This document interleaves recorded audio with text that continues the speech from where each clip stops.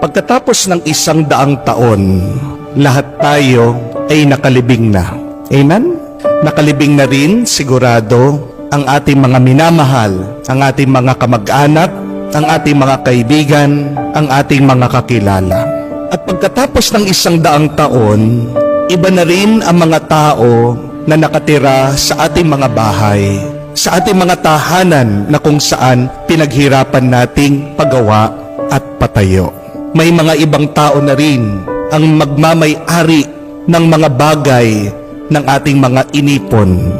Pagkatapos ng 100 taon, ang kotse na binayaran natin at inutang, wala na rin.